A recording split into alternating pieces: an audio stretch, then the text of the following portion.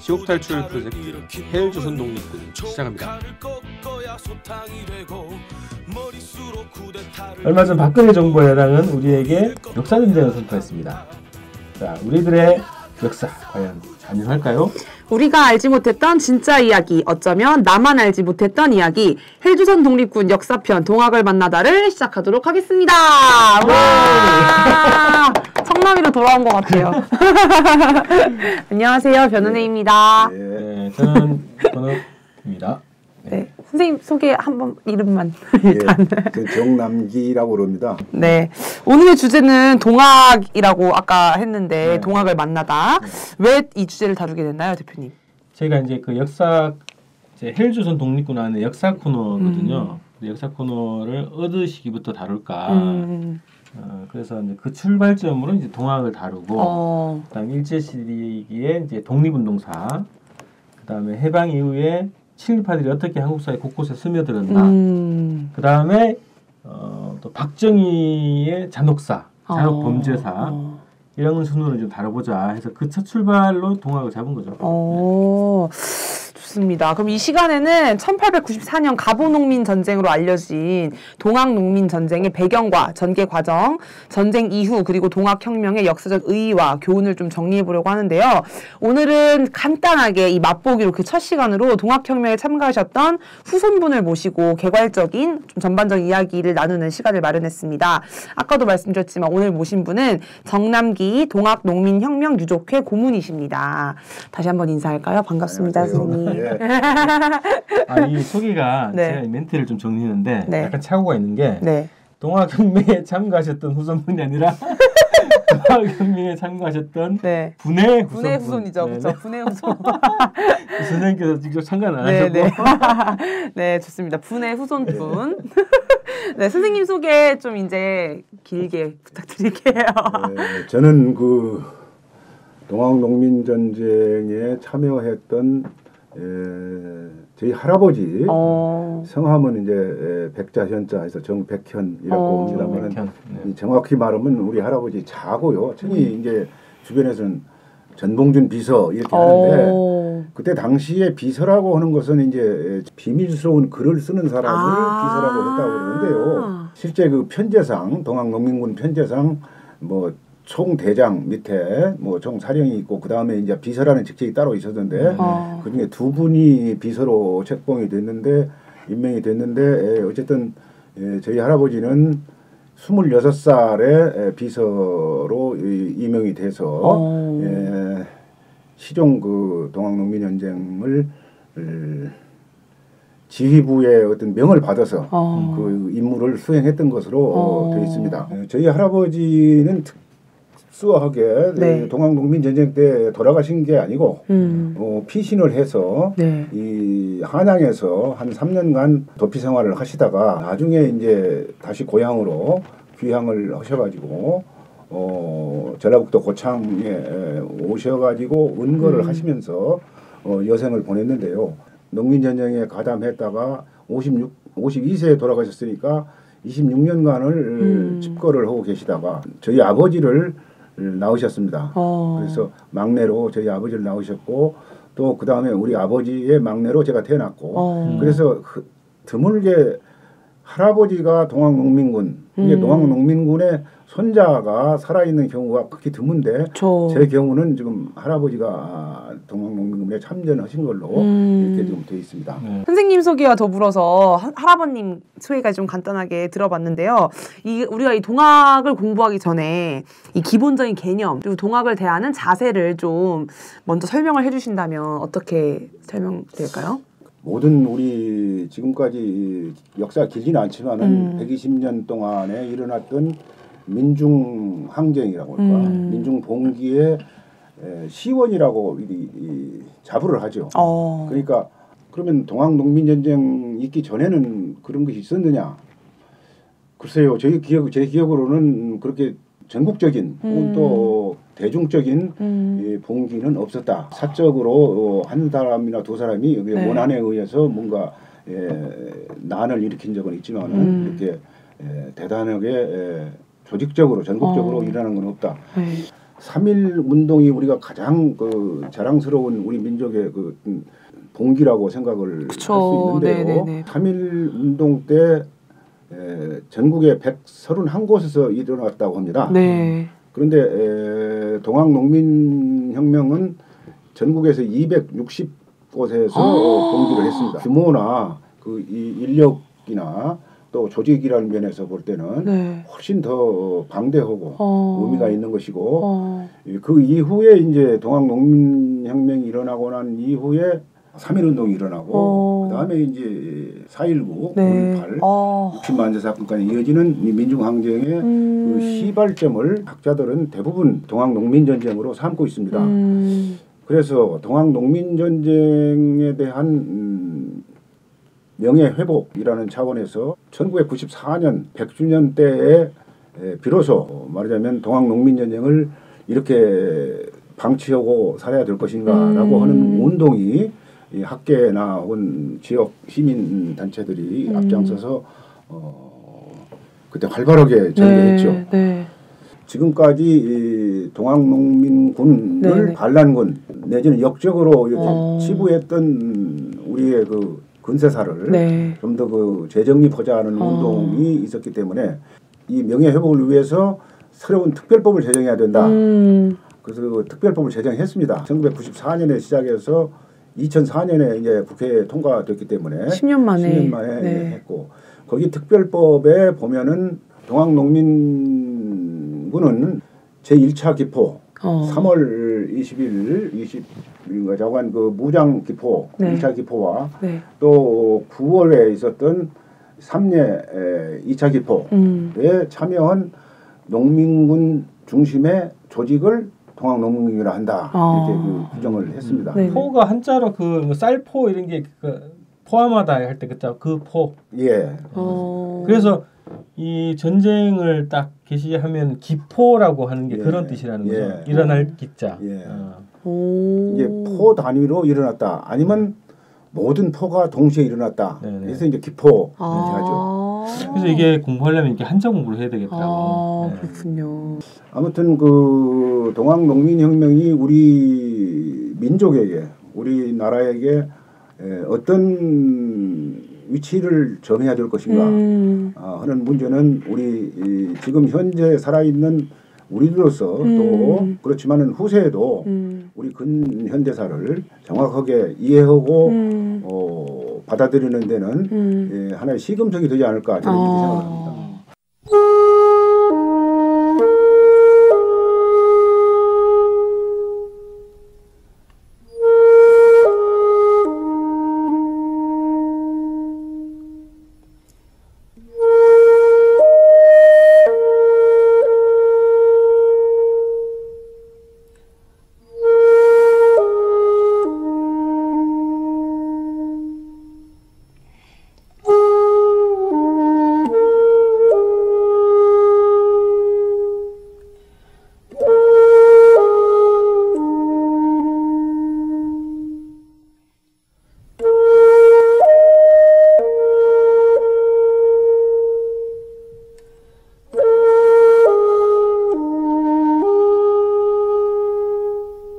제가 역사책에서 배웠을 때는 그 우금치 전투부터 해서 우금치 전투 전에 전주성 함락 뭐 이 정도에서 배웠거든요. 그래서 사실 전라도 지역에서만 있는 줄 알았어요. 이게 동학농민운동이. 근데 260곳이라고 하면은 진짜 전국 그때는 분단이 안 되었었으니까 북쪽 지역에서까지 있었던 거네요, 사실은. 예, 북쪽에도 뭐 황해도, 경기 신기하다. 북부, 네.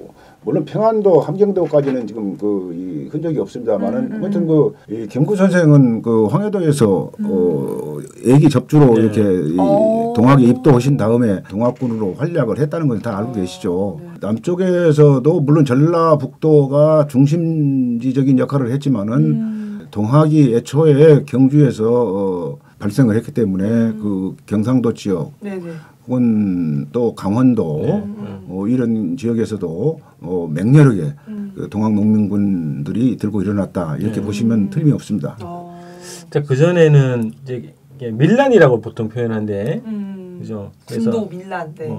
산발적이고 그 우발적이고 이런 성격이 많았다면은 동학의 세세상에서부터는 이념이 있는 거죠. 구체적으로 세세상에 대한 상 네. 그리고 그 분석 있잖아요. 이게 사회에 대한 분석 이런 게 있었고 네. 그래서 그런 이론이 있었고 이론과 조직이 있었고 그래서 이 싸움 자체가 조직적이고 대중적으로 벌어진 그래서 이게 갈라지는 것 같아요. 이게 성격 자체가. 그리고 아까 이제 예전에 반란군이라고 말씀하셨는데 이때는 말이야 그 축창을 들고 조총까지 들고 이제 싸웠단 말이죠. 네. 근데 이제 혁명군으로 이제 성격을 규정이 됐단 말이지. 네. 근데 이제 민주노총이나 이제 그 1차 총궐기 때는 밧줄?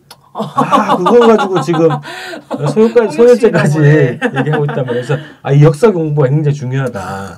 그런 생각이 갑자기 들었어요. 네, 좋습니다. 그래서 더욱더 우리 방송이 네. 중요한 게 아닌가. 그 비서라는 게 아까 이제 말씀하셨던 우리가 흔히 알고 있는 그런 게 아니잖아요. 그쵸. 그래서 아마 이제 이 전쟁을 치르기 위한 여러 가지 문서들을 네. 작성하셨던 분 같은데 네. 요즘으로 치면 이적 표현물을 제작하신 거지. 네, 그러네요. 이념 문서 이런 걸 만드시고 중요한 문서를 지금 군대 조직으로 보면 정훈 쪽에나 들어갈까요? 네. 정훈 정신교육 이런 내용으로. 어쨌든 저희 할아버지는 전봉준이라고 하는 걸출한 이게 지도자를 만나서 설득을 당했던 혹은 또 손화중포에서 천거를 했다고 하는 설도 있습니다. 손화중포가 원래 그 조직이 잘 돼 있고 네네. 또 무장해서 기포를 했기 때문에 거기서 손화중포에서 다른 이 천거를 했지 않겠느냐 이런 생각도 있고 제가 고등학교 다닐 때에 우리 할아버지가 제 할아버지가 동학농민전쟁에 참여했다는 것을 처음으로 그 책에서 읽었습니다. 그래서 우리 아버지께도 확인을 요청했지만은 우리 아버지는 그냥 입을 닫으시고 통 말씀을 안 해주셨기 때문에 제 나름대로 말하자면 그 조사도 하고 묻기도 하고 이런 행위를 했습니다. 저희 아버지까지만 하더라도 동학농민전쟁에 참여했다는 것에 대해서 되도록이면 숨기려고 그러고 그것을 영광스럽게 안다기보다는 가문의 어떤 그 수치 내지는 치욕으로 알았기 때문에 되도록이면 우리 할아버지가 동학농민군에 참여했다는 것을 숨기려고 아마 했던 것 같습니다. 다 탄압을 해서 그런 거 아닌가요, 주로?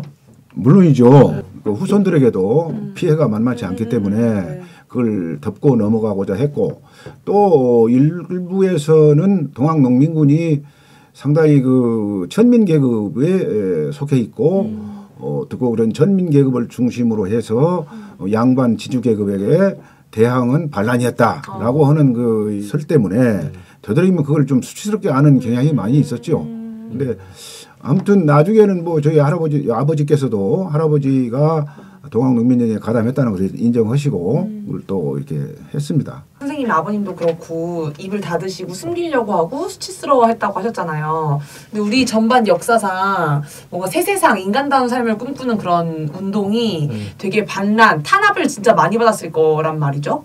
근데 어떤 탄압을 얼마나 받으셨는지 그걸 진짜 수치스러워하기까지의 그런 과정이 있었을 거란 말이죠. 그런 국가의 탄압이 어느 정도였는지 삶이 어땠는지 좀. 동학농민혁명에 참여한 참여자 소위 그는 줄잡아 한 100만, 200만 이렇게 생각을 합니다. 그래서 그때 인구가 10분의 1 정도가 참여를 했지 않겠느냐 이렇게 하고 물론 이거는 정확한 데이터는 안 나와 있습니다만은 그래서 희생자 수도 한 10만에서 많게는 한 30만까지 도륙을 당했다 이렇게 지금 기록이 나와 있습니다.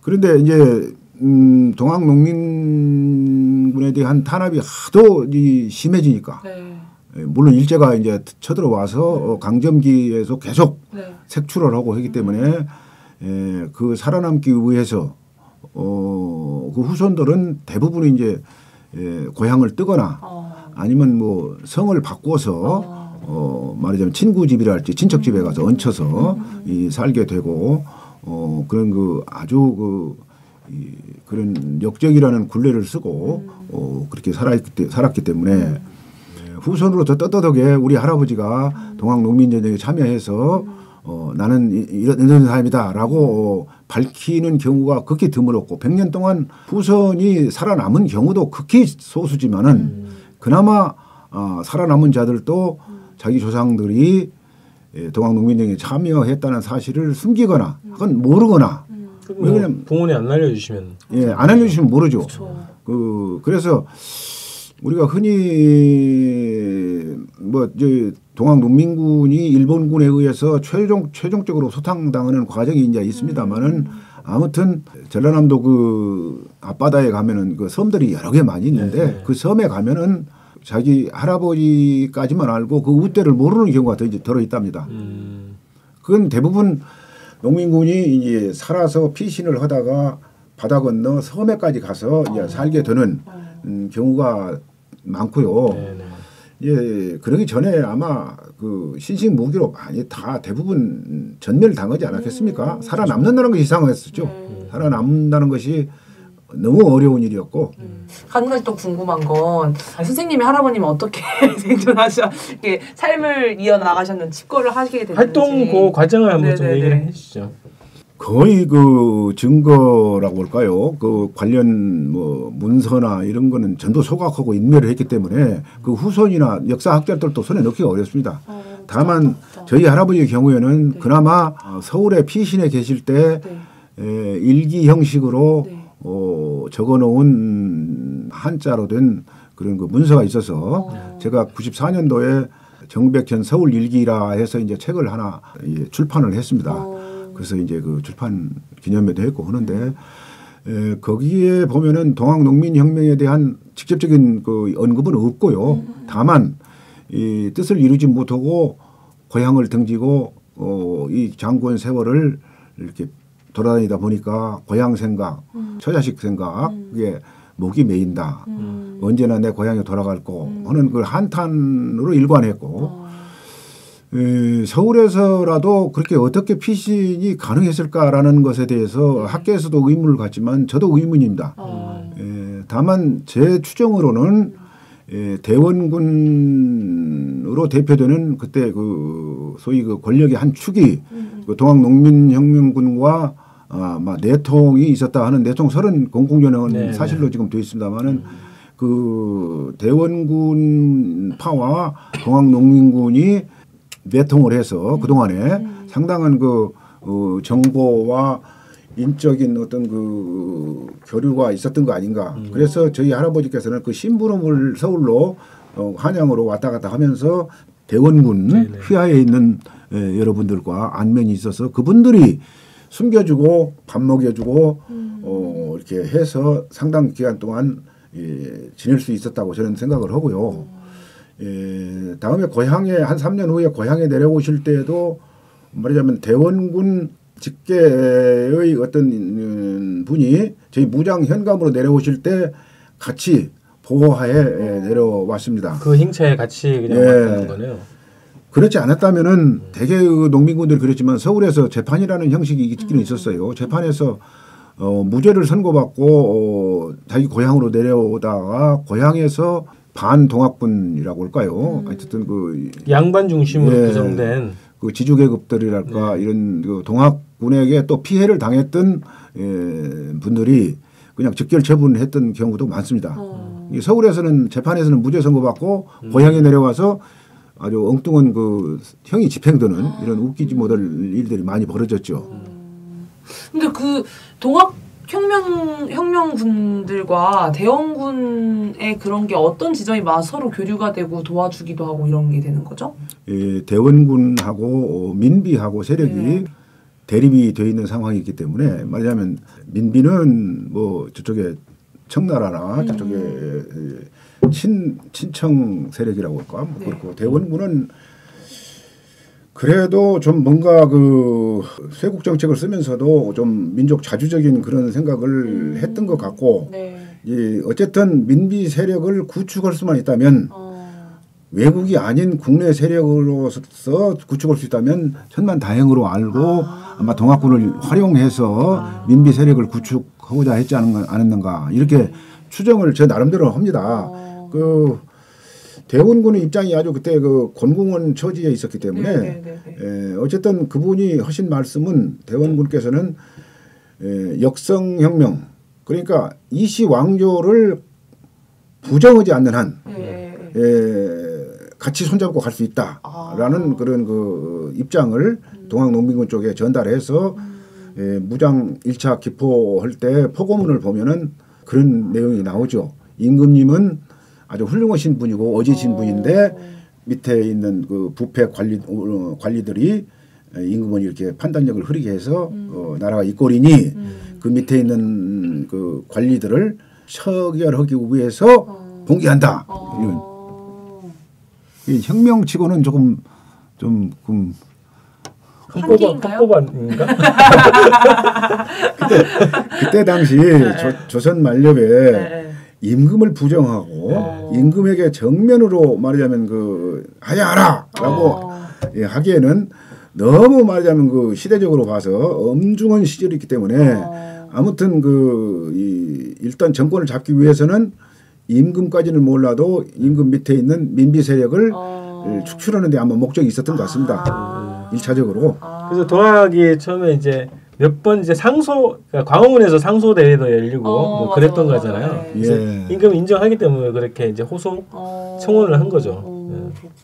그러니까 물론 그 동학 농민 전쟁이 이제 발발하기에까지는 상당한 기간이 있습니다만은 뭐 이 최재구 선생께서 동학을 창도했을 때부터 이제 이론이라고 할까 철학이라고 할까 이제 사상이 이 퍼지게 되고 그런 동학 사상에 많은 민중들이 호응을 해서 너무 좋은데. 입도를 하고 말하자면 양반 상놈도 없다. 뭐 모든 것을 뭐 인민 해방 같은 이런 얘기를 하니까 거기에 그냥 아주 열광해서 많은 사람들이 뛰어들었는데 그런 과정에서 이제 최재우 그 교조께서 처형을 당하고 나니까 전국에 있는 그 동학도들이 이제 임금님께 상소를 올리고 복합 상소라고 해서 이제 지금 대한문 앞에 부복하고 이제 엎드려서 이제 우리 수군 선생은 죄가 없으니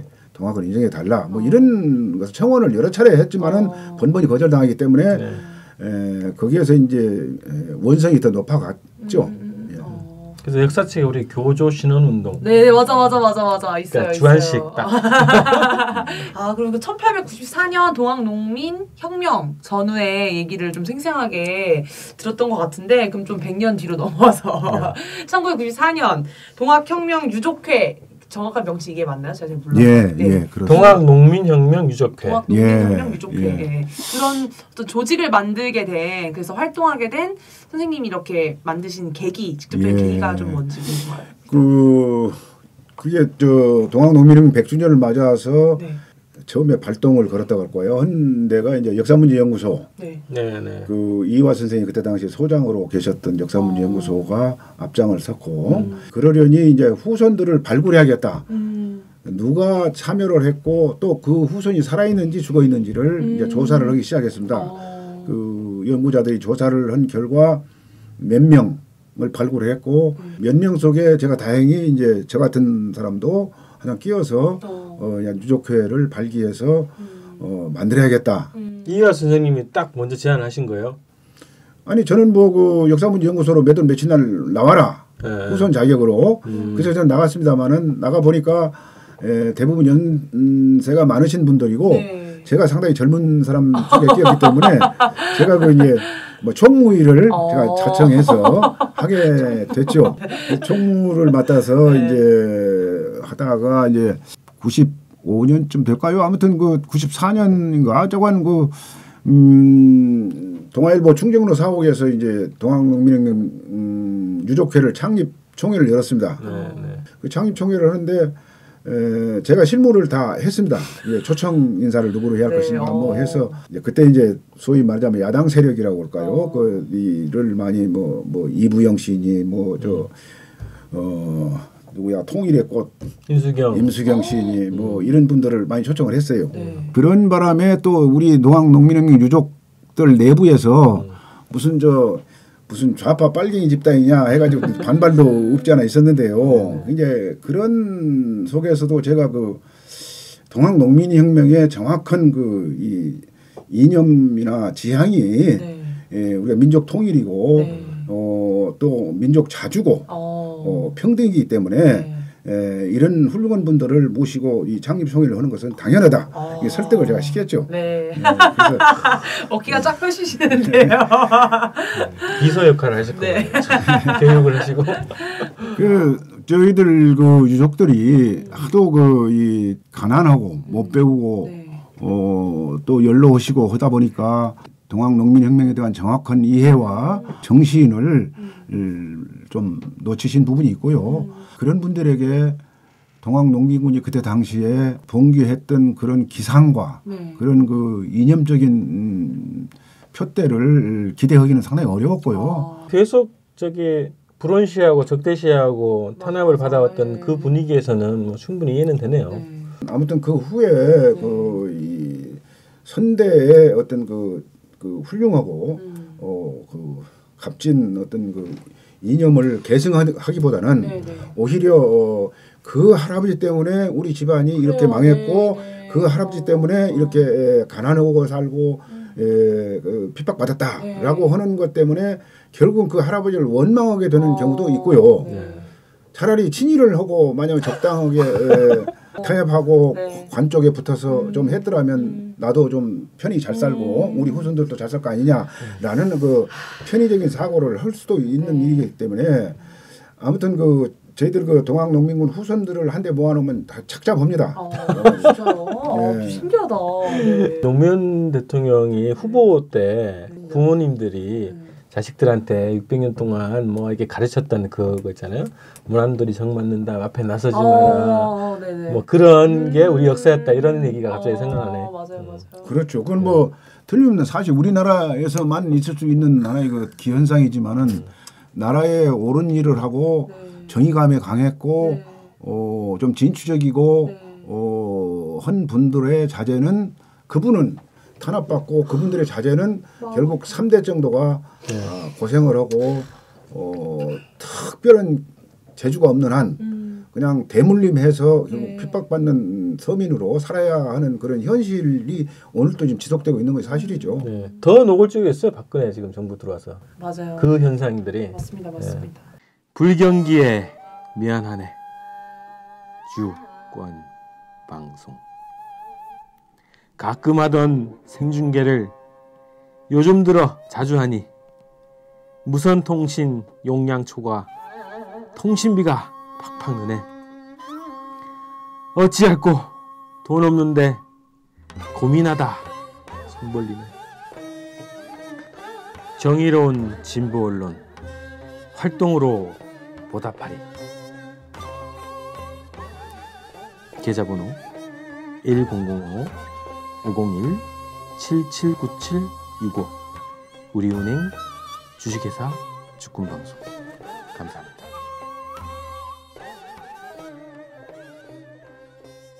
활동하시는 과정에서 좀 어려움은 없으셨는지 궁금. 동학농민혁명에 대한 오해가 여러 가지 지금 민중들 사이에 있습니다.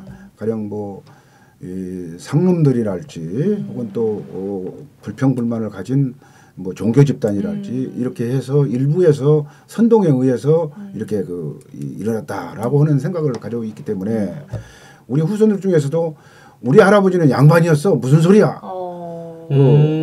뭐 상놈들만 일어난 게 아니야. 물론 상놈들만 일어난 거 아닙니다. 양반 계급도 계시고 이제 개혁적인 지식인들이랄지 정봉준 장군 자체가 지식인이잖아요. 그런 분들이 다 합류를 해서 이런 큰 거사를 할 수 있었는데 아무튼 그 편협하게 자기 할아버지만을 생각하는 그런 그 경우가 들어 있어서 그분들을 이제 이렇게 달래면서 갔고 그런 과정에서 역사문제연구소와 손잡고 동학농민군 후손 증언록이라고 해서 2권을 냈어요. 다시 피는 녹두꽃 또 하나는 전봉준과 그 동지들 이렇게 해서 2권을 냈는데 역사문제연구소가 그렇게 그 돈이 없는 단체이기 때문에 유족회에서 상당한 그 제작비를 대기도 하고 그랬습니다. 그 다음에 이제 저희들이 한 거는 동학농민군을 국가 서훈 대상자로 해야겠다 하는 운동을 했고요. 그래서 이제 훈장을 수여받는 것이거든요. 이제 국가에서 주는 것을 서훈이라고 그러고 이제 그 받는 것은 수훈이지만 그러면서 이제 특별법 제정 운동을 했습니다. 지금으로서는 말하자면 그 지금 있는 기존에 있는 법으로서는 도저히 그 동학농민군이 명예회복이 불가능하기 때문에 특별법을 제정해야겠다. 왜 그러냐면 지금 현재 나와 있는 그 보훈 기준에 의하면 1895년을 전후하여 국가와 민족을 위해서 희생당한 분을 말하자면 독립유공자로 한다. 이런 규정이 있어요. 95년부터 1895년. 전후인데 되겠네. 맞아. 전후니까 잘하면 전도 한 1년 정도는 들어갈 수 있는 그 여지가 있는데 그래서 저희들도 그 이 보훈처에 그 서훈 신청을 여러 차례 했습니다. 특별하게 말하자면 재판 기록이 확실한 전봉준, 무슨 최시영 이런 분들을 이제 신청도 했는데 번번이 기각을 당했어요.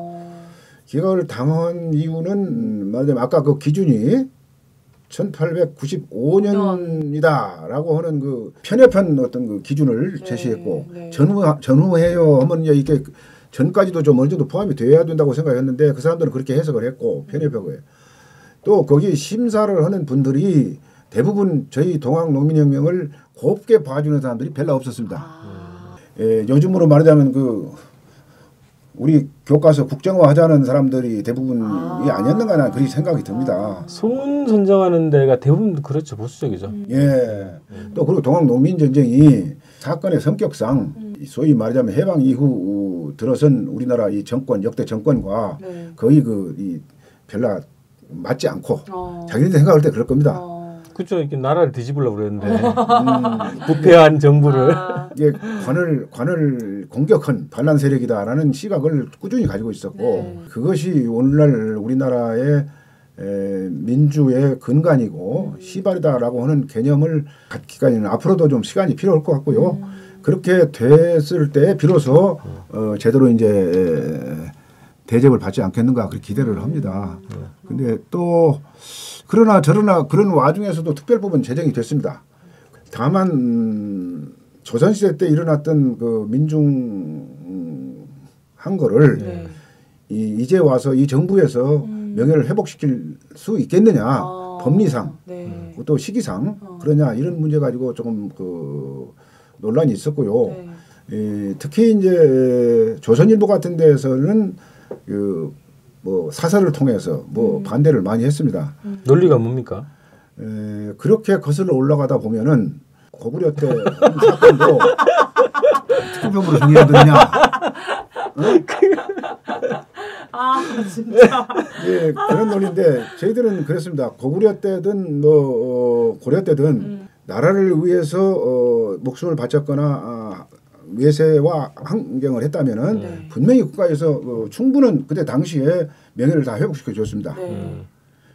그 이전 모든 사건에서 보았듯이 다만 동학농민혁명이 근세에 일어나기는 했지만은 거기에는 반정부적인 반관료적인 세력이기 때문에 말하자면 내쳐졌던 것이고 그것을 지금이라도 민주화가 어느 정도 이루어졌기 때문에 지금이라도 그분들의 공을 인정해야 된다라는 취지로 저희들이 이제 입법을 추진해서 다행히 이제 제정이 됐는데요. 다만 금전적으로 국가 재정이 우리 후손들에게나 동학농민혁명의 어떤 그 뭐를 위해서 큰 부담을 주지 않는다는 선에서 이제 했기 때문에 말로만 말하자면 명예 회복이 된 셈입니다. 그리고 이제 기념하는 사업을 활발히 전개해서 국가에서 동학농민혁명에 대한 인식을 역사적인 인식을 새롭게 하자. 거기에 중점을 뒀기 때문에 통과가 돼서 한 10년째 지금 시행을 해오고 있죠. 그나마도 이제 그 중에서 다행스럽게 생각하는 것이고 저희 꼭 유족회만이 한 건 아니고요. 거기 뭐 학계 또 혹은 지역의 수턱에 지금 있는 동학농민혁명 기념사업회 네. 지역별로 거의 좀 결성이 되어 있습니다. 그분들과 힘을 합쳐서 그렇게 했고 앞으로도 좀 노력을 더 해야 할 것 같습니다. 네. 그렇구나. 그러면 이제 여러 가지 그 지금 공식적으로 법적인 기구는 뭐예요? 정부 뭐 어떤 기구? 동학농민혁명 특별법에 규정되어 있는 것이 이제 그 동학농민혁명 기념재단을 만들어서 그 재단으로 하여금 기념 사업이랄지 동학 관련된 연구와 조사 뭐 여러 가지 그 홍보 활동을 하도록 이렇게 돼 있습니다. 특별법에. 그래서 문화관광부 산하에 특수법인이라고 해서 동학농민혁명 재단이 기념재단이 있어서 정읍에 지금 그 사무실이 있습니다. 네. 그 전에 저희들이 그 기념재단을 민간 재단을 만들었습니다. 네. 유족들이나 혹은 또 학계나 혹은 또 지역 기념사업회 사람들이 모여서 재단을 민간 재단을 만들어서 한 2년 동안인가 이렇게 운영을 해왔는데 네. 돈이 없어서 무슨 기념 사업을 하기가 상당히 어렵고 힘들어서 운영이 힘들어서 특별법을 개정을 해서 네. 이 정부 산하 특수법인으로 이렇게 하도록 이렇게 저희들이 해서 오늘 그렇게 전속이 되고 있습니다.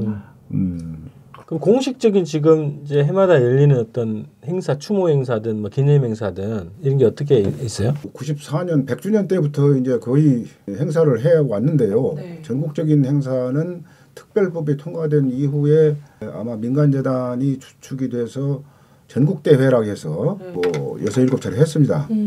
지역에 가서 지방에 가서 공주나 태안이나 온 경상북도 상주나 전라남도 장흥이나 이런 데 가서도 말하자면 전국대회를 해서 그 지역의 동학농민군 후손들이나 혹은 또 일반 지역 주민들에게 동학농민혁명에 대한 인식을 새롭게 해고 파급시키는데 이제 효과를 봤다라고 생각하는데. 그 서울에서 진행된 행사는 없나요? 11월에 저기 국립중앙박물관에서 이 전국 대회를 했습니다. 121주년 기념 대회에서 이제 천도교 동학농민혁명 유족회 그리고 이제 기념재단 이 3자가 공동으로 해서 이제 했고 120주년 행사를 시청 홀에서 좀 120년이라고 해서 이제 좀 크게 했고 그리고 광화문에서부터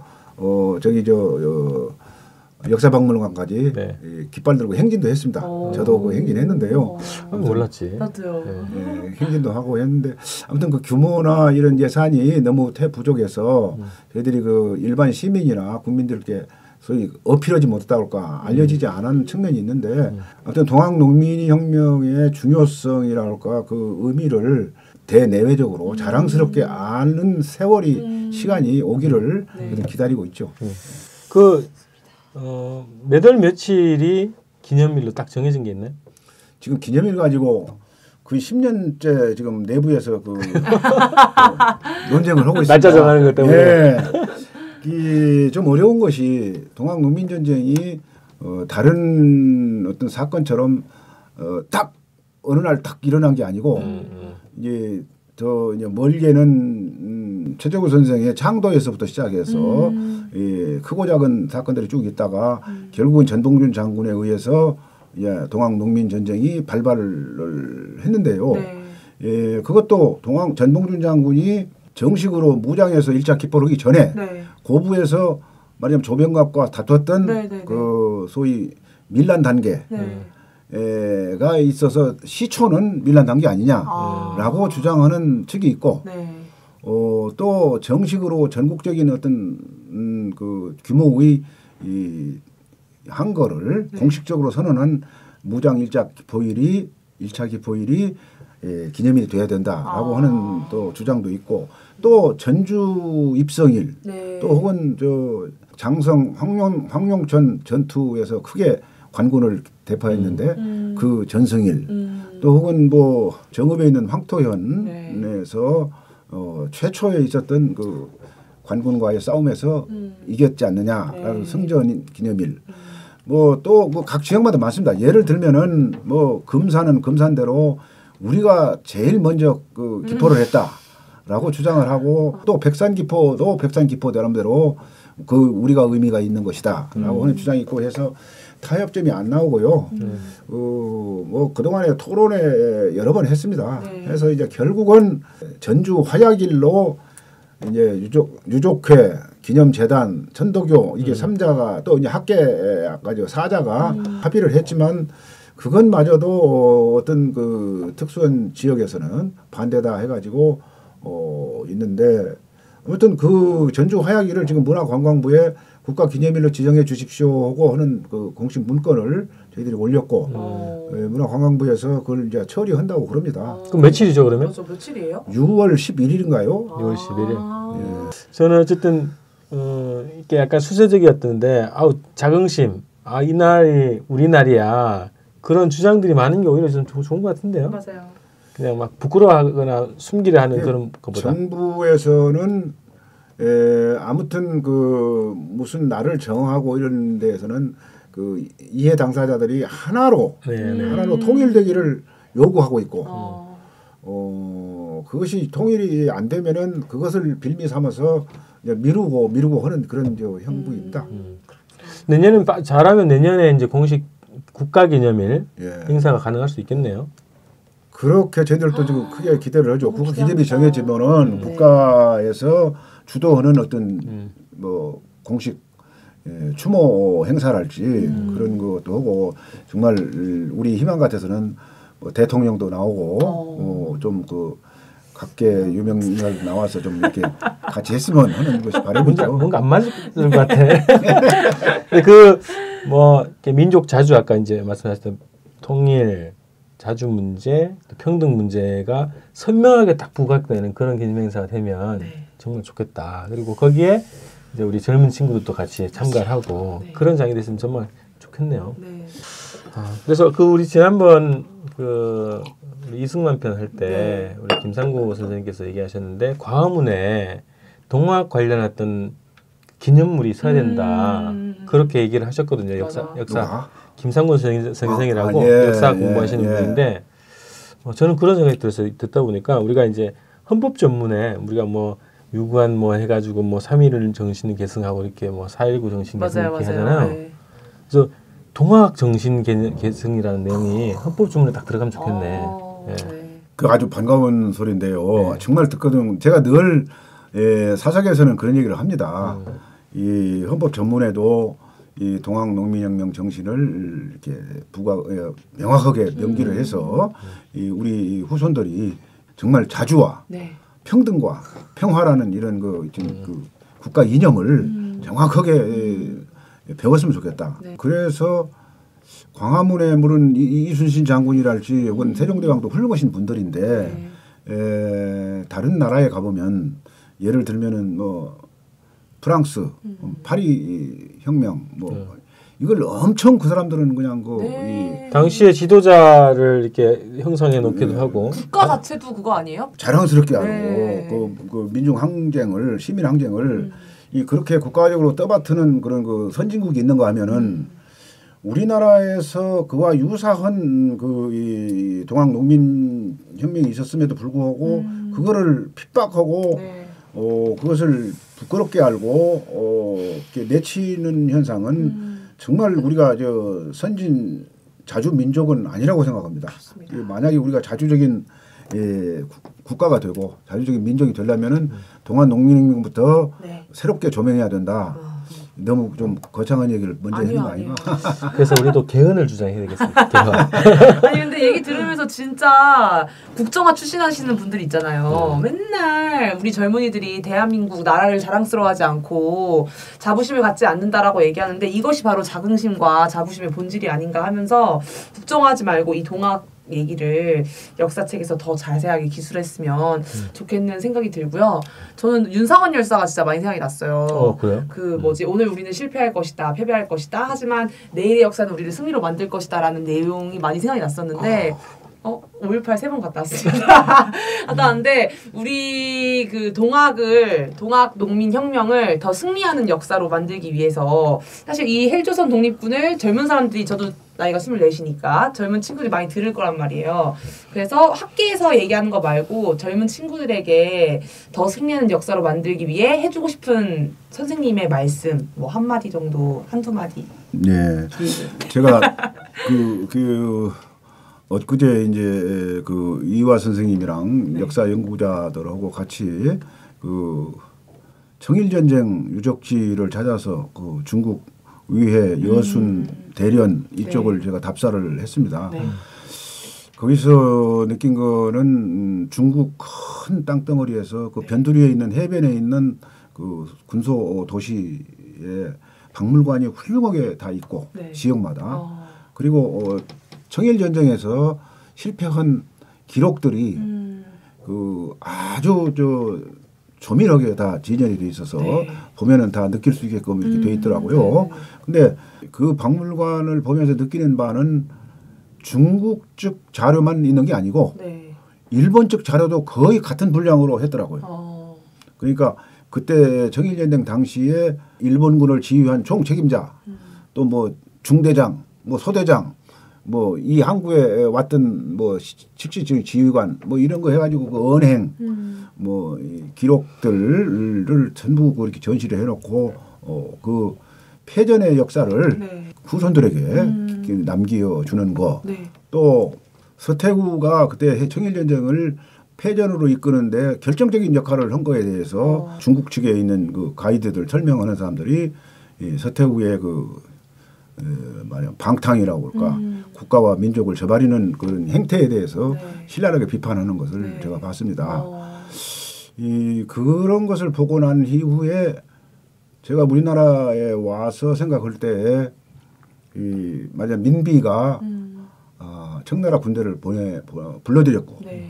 결국 그것이 이제 도화선이 돼서 네. 일본이 이제 오게 되고 네. 물론 일본은 그렇지 않아도 올 겁니다만은 일단은 그렇게 우리가 미리 알아서 오라고 외국 군대를 이렇게 청을 한다는 것 자체는 네. 온갖 치욕이죠. 네. 결국은 갑오 동학 농민군을 무참히 학살하는데 역할을 했고 네. 그야말로 그 역할을 하신 것이고 그럼으로써 우리 민족 자주와 평등과 어떤 모든 것이 이 땅에 짓밟혀 버렸고 네. 그래서 오늘날 이제 그 다음에 이제 일본이 공식적으로 우리를 병탄했고 웃기지 못하는 일들이 동학 농민군을 진압하고 탄압하고 척결했던데 앞장선 관군이나 유학자나 벼슬아치들이 네. 일본이 우리나라를 병탄하고 나니까 그때야 비로소 비분 관계에서 뭐 자결을 한다느니 또 뭐 의병을 일으킨다느니 이런 말을 이제 하면서 실제 행동한 분도 계시고 그런데 왜 근시안적으로 일본에 대해서 정확한 이해도가 없었던가. 오히려 동학 농민군들은 그 지도부는 그렇지 않겠습니다만은 대부분의 사람들은 그렇게 뭐 국가와 민족을 위한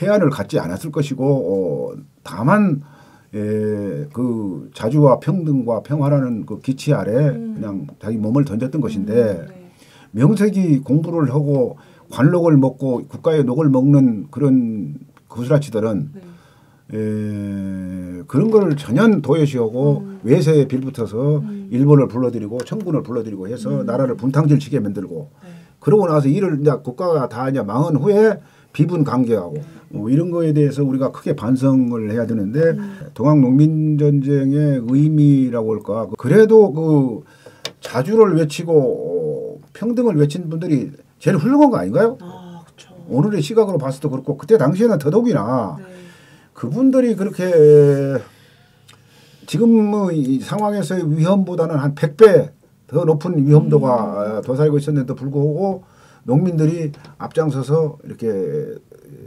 봉기를 했다는 것은 지금 젊은이들이 생각하기에는 그야말로 상상 이상의 어떤 이 용기와 열정이 네. 있었을 거 아닌가. 거기에 비하면은 지금 오늘날 젊은 사람들이 외세를 바라보는 눈, 그 외국 것이라면 무조건 따라서 하려고 그러는 그런 사대주의라고 할까 어떤 네. 그런 것들이 팽배해 있는 상황에서 네.